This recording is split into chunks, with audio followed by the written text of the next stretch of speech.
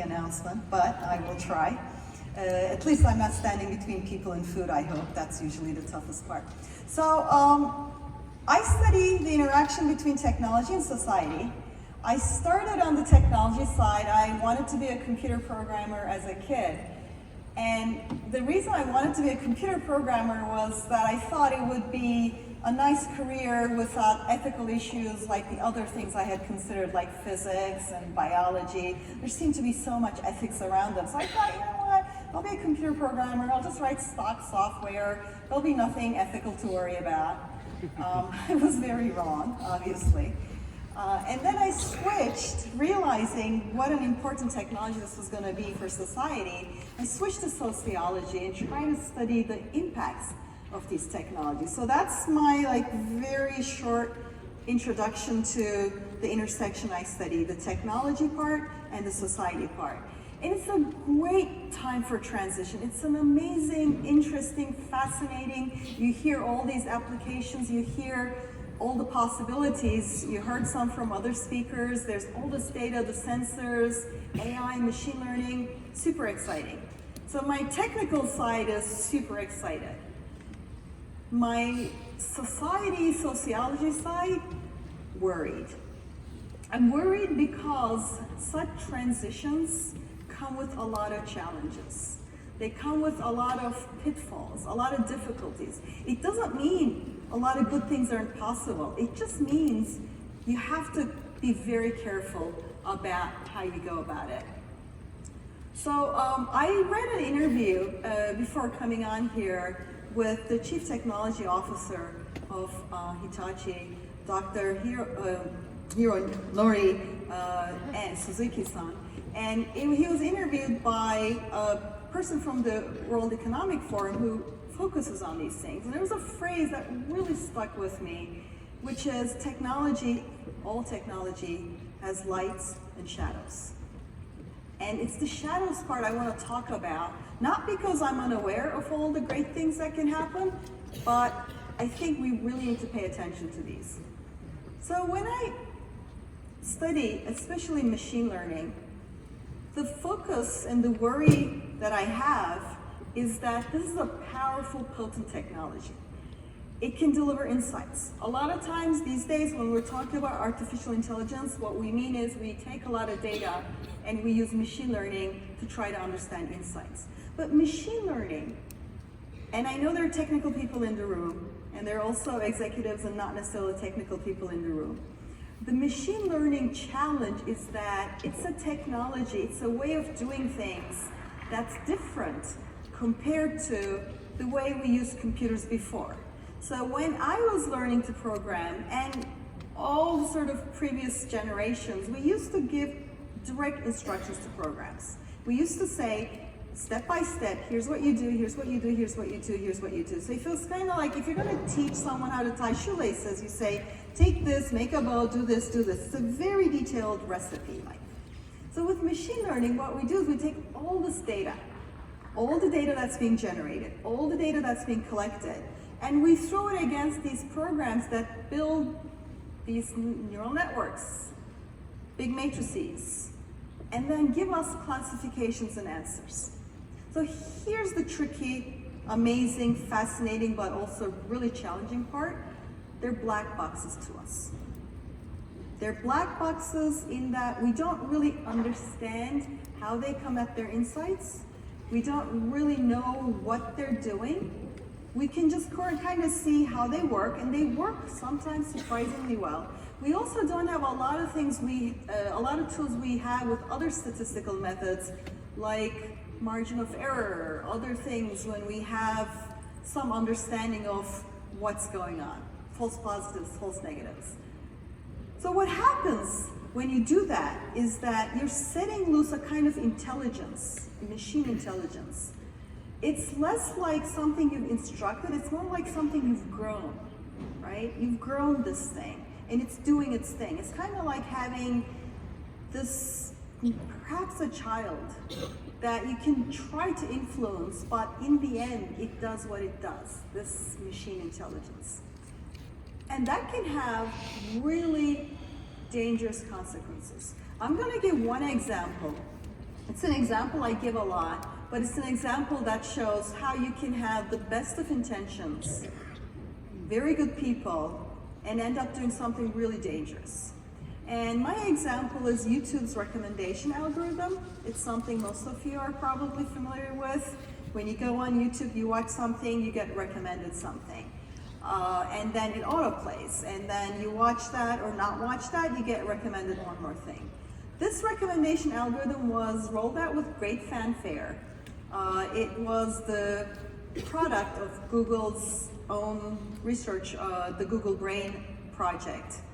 It increased engagement time, which is how much people stay on the site, which is what it's optimized for, a lot. So at first you saw a lot of laudatory articles saying, isn't it amazing? You know, they're using this sort of artificial intelligence, machine learning, and look how much they can increase the amount of time people spend on the site and find what people like, and it's this interesting application of machine learning. Okay, so that all is true. What I study a lot is social movements, politics, public sphere. So in 2016, I was studying the then candidate Donald Trump's early campaign.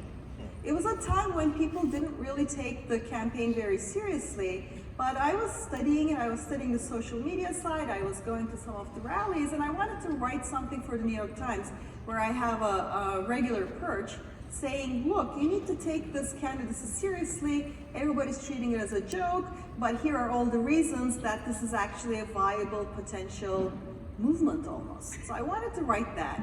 And I had attended a rally, and I had taken notes of some of the things, but I wanted to get a quote he had said exactly right. So after having attended the rally and taking my notes, I went back, and to write my column, I watched the same rally on YouTube just to make sure I got the wording exactly correct. And it was an interesting phrase, and I checked a couple other rallies to see if he had said it the same way or not. Okay, so far so good.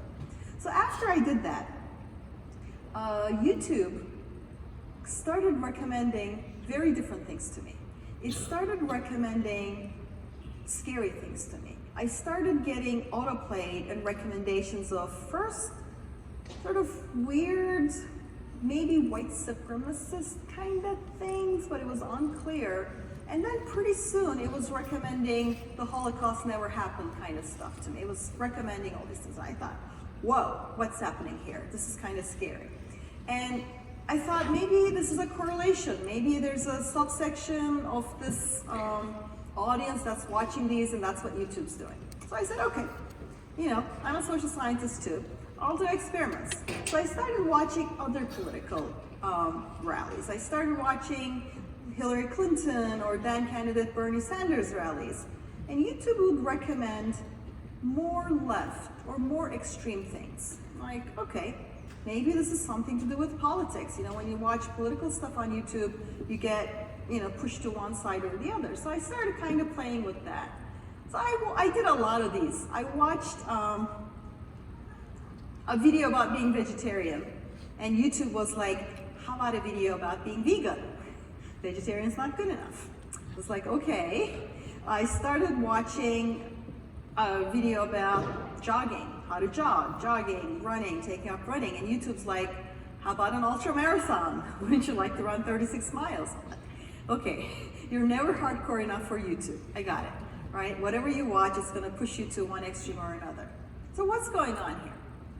Is YouTube trying to recruit everyone to a more extreme version of whatever they start? Not on purpose, not at all, right? What they had done, and I have a lot of friends at this company, I have friends at YouTube, I have friends at Google. What they had done was use machine learning to optimize for increasing engagement, increasing watch time. And what the machine learning system had done was discover a human vulnerability. And that human vulnerability is things that are slightly edgier are more attractive, more interesting. In fact, we kind of learned that when Facebook CEO Mark Zuckerberg, he was talking about like extreme stuff and misinformation on the platform, and he said that algorithmically speaking, what they found was that content that pushes boundaries gets more engagement.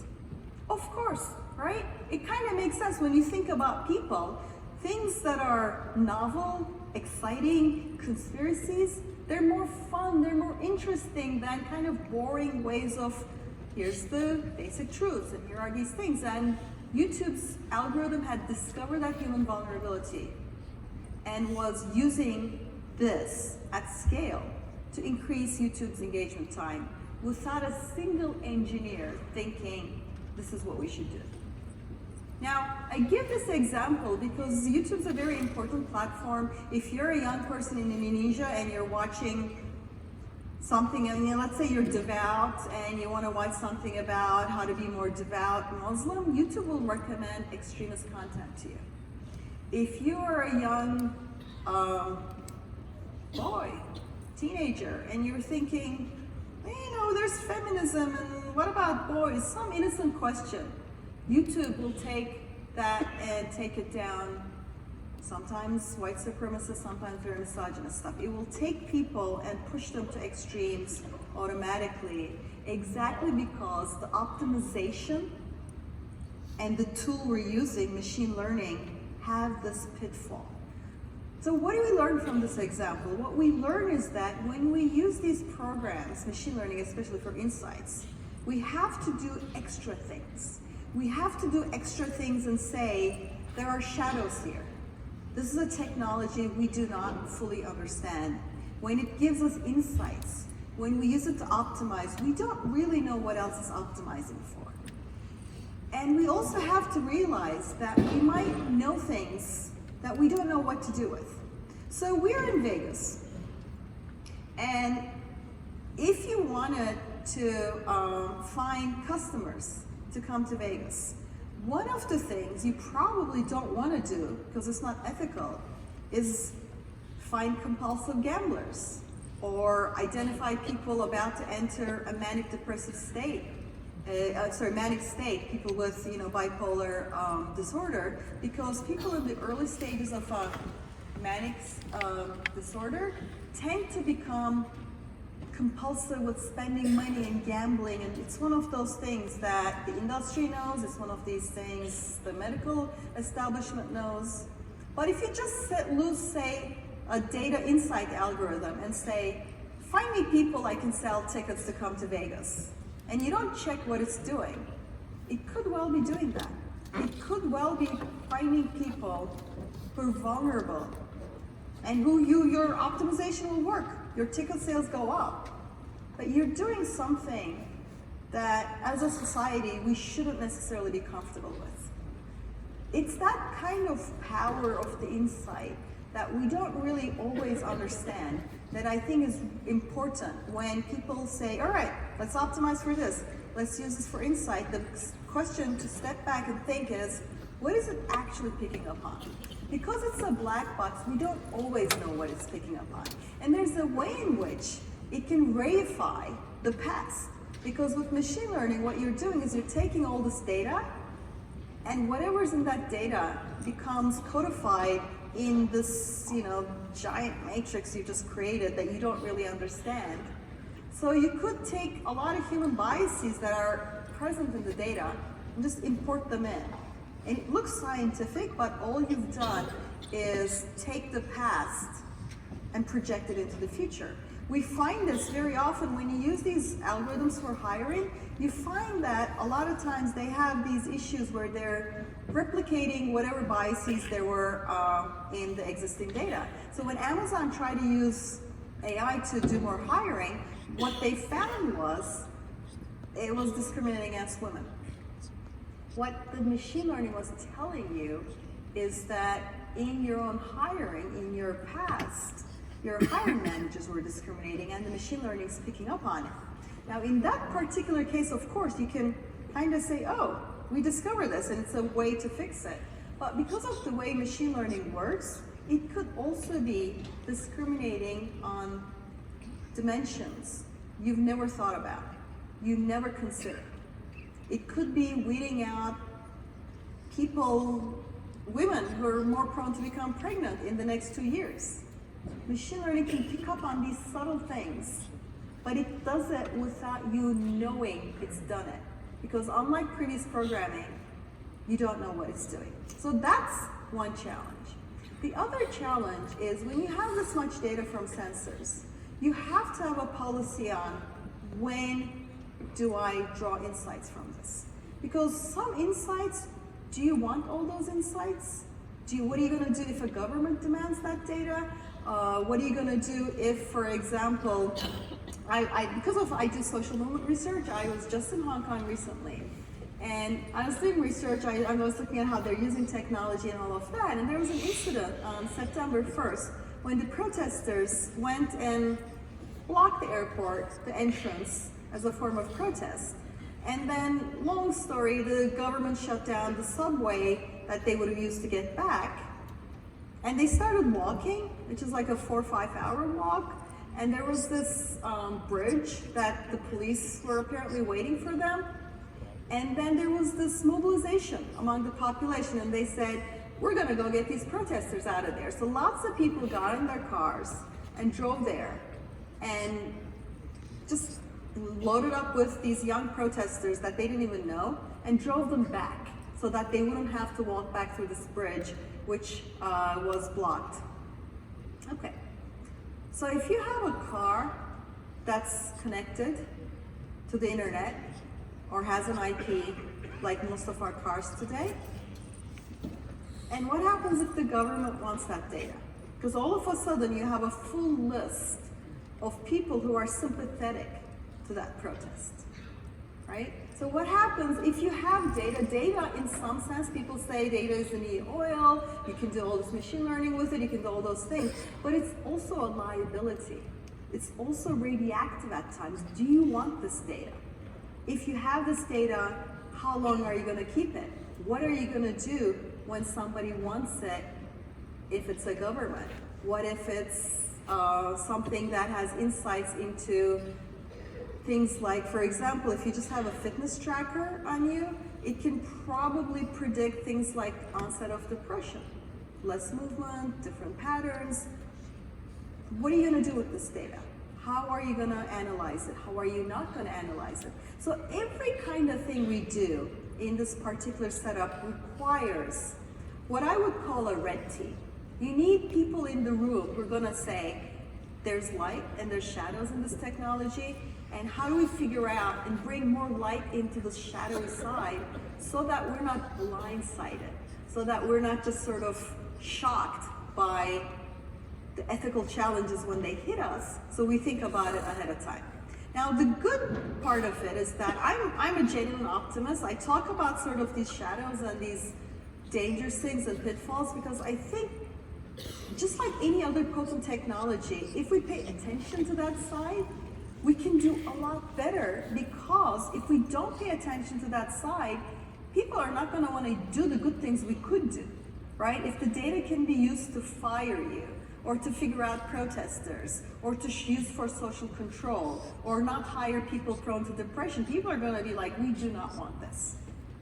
What would be much better is to say, what are the guidelines? What are some technologies we can develop? There are ways of, for example, keeping data encrypted, but getting insights from it anyway, so that you have the insights you want without having that sort of granular plain text data on everyone. These are the kind of sort of mathematical and technical solutions that would allow us to have our cake and eat it too, and deal with some of the ethical challenges. There might be policies around data deletion. There might be new research programs into making machine learning more interpretable. So there's a whole range of things we can do that allow us to use more of the good and sort of be freer with all the positive things. But that requires people in the room at every stage who think, what could go wrong? Very often when a technology is this new and this powerful and this promising, the people who keep talking about what could go wrong, which is what I do a lot, are seen as these like spoil sport people. And I'm kind of like, no, it's because we want it to be better. So my sort of concluding thought is, get a red team.